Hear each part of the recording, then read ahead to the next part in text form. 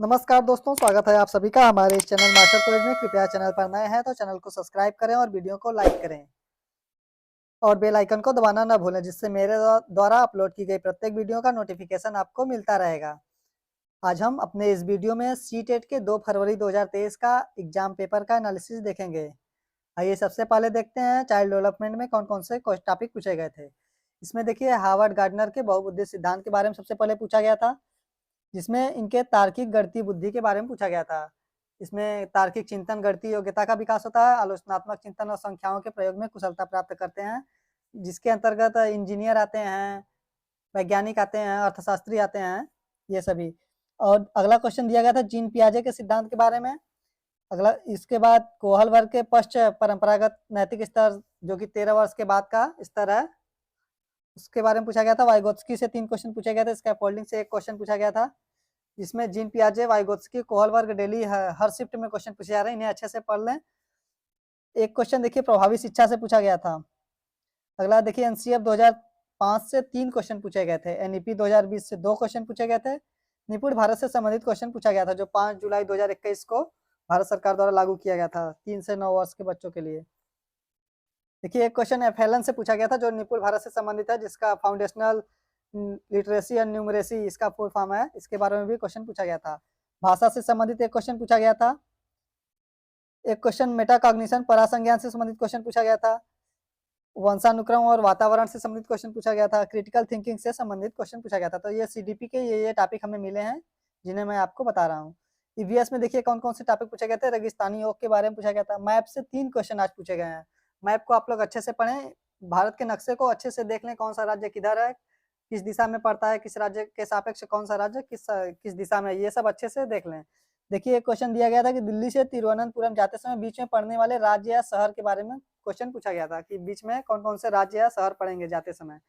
अरब सागर के तट पर स्थित राज्यों के बारे में पूछा गया था, जिसमें गुजरात है, महाराष्ट्र है, केरल है, गोवा है, कर्नाटक है। तो इनके बारे में पूछा गया था। थीम से संबंधित क्वेश्चन पूछा गया था। नेपेंथिस पौधे से संबंधित आज क्वेश्चन पूछा गया था, जो कि कीटों को खाते हैं नाइट्रोजन की पूर्ति करने के लिए। एक क्वेश्चन दिया था कि 3 पहिए की साइकिल बच्चे किस अवस्था में चलाते हैं। तो ये शैशव अवस्था में चलाते हैं, 0 से 2 वर्ष में। एक दिया था कि गाय, भैंस और भेड़ के समान है। तो उसमें ऑप्शन में बकरी दिया था और 3 ऑप्शन दिए गए थे, जिसमें जिसमें कि ये दुग्ध उत्पादन से संबंधित है, रिलेटेड है। तो उसमें सही ऑप्शन उसका बकरी ही था। एक क्वेश्चन कर्णम मल्लेश्वरी से संबंधित पूछा गया था। पश्चिमी घाट की ओर स्थित राज्य के बारे में पूछा गया था, कि पश्चिमी घाट की ओर कौन-कौन से राज्य स्थित हैं। एक नया क्वेश्चन देखने को मिला कि नीरज चोपड़ा के राज्य में कौन सा खाना खाया जाता है। तो नीरज चोपड़ा हरियाणा या पानीपत के रहने वाले हैं, तो क्वेश्चन में सीधे यही था। तो उसमें केवल ऑप्शन में दिया था दाल, चावल, राजमा, पराठा, एक ऑप्शन ये था, और 3 ऑप्शन जो दिए गए थे वो दक्षिण भारत के व्यंजन दिए गए थे। तो इसका सही आंसर है दाल, चावल, राजमा, ये हरियाणा में खाया जाता है। एक क्वेश्चन दिया गया था कि विश्व की सबसे बड़ी झील कौन है। तो ये कौन सा है, कैस्पियन सागर। कैस्पियन सागर ये सबसे बड़ी झील है।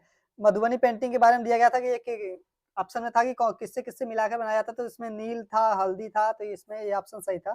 साइबेरियन पक्षी के बारे में पूछा गया था, कि जो राजस्थान के भरतपुर में घाना पक्षी विहार है, उससे रिलेटेड जो साइबेरियन पक्षी आते हैं, जो सारस आते हैं, बरसात के बाद ठहरते हैं इंडिया में।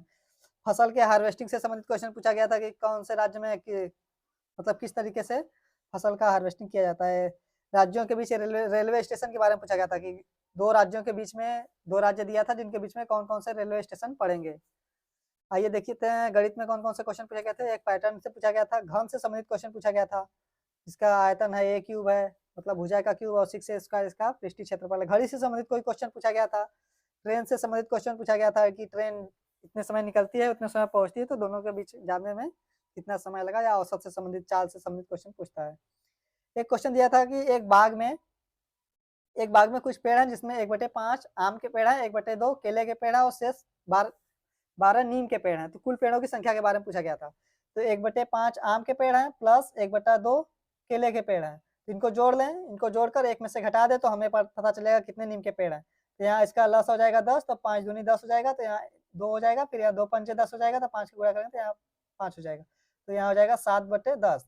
तो अब 7/10 हो गया। तो अब नीम के पेड़ की संख्या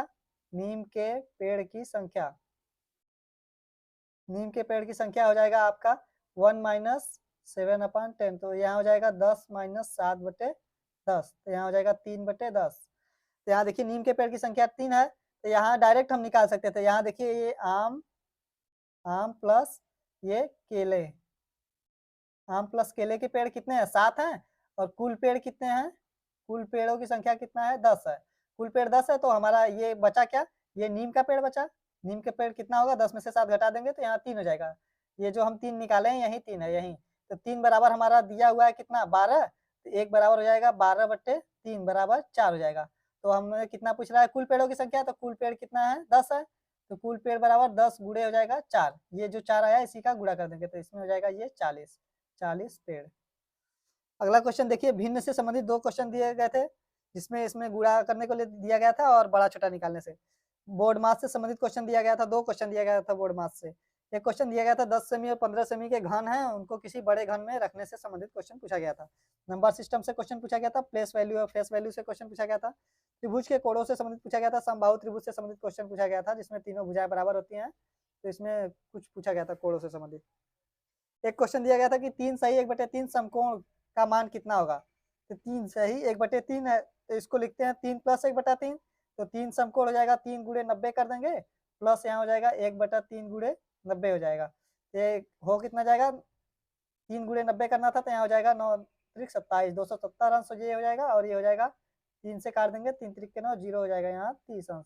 ये पूरा कोणों का योग कितना हो जाएगा? 300 अंश हो जाएगा। ठीक, आगे देखते हैं हिंदी में क्या क्या पूछा गया था। हिंदी में देखिए नदियों से संबंधित कोई गद्यांश पूछा गया था। गद्यांश में कोई भिन्न शब्द के बारे में पूछा गया था। बहुभाषिकता से संबंधित क्वेश्चन पूछा गया था इसके पेडागोजी में।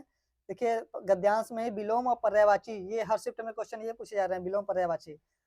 एनईपी 2020 से संबंधित पूछा गया था पेडागोजी में हिंदी के। देखिए इंग्लिश में क्या क्या पूछा गया था। इंग्लिश में एक पैसेज दिया गया था, लद्दाख के मंक पर यानी मुनि पर से संबंधित कोई पैसेज दिया गया था। वैदिक एज से संबंधित यानी वैदिक काल से संबंधित दूसरा पैसेज दिया गया था, 2 पैसेज दिए गए थे। इसमें पार्ट ऑफ स्पीच से क्वेश्चन उठाया गया था, साइनोनिम्स एंटोनिम्स से क्वेश्चन उठाया गया था इसी पैसेज से ही।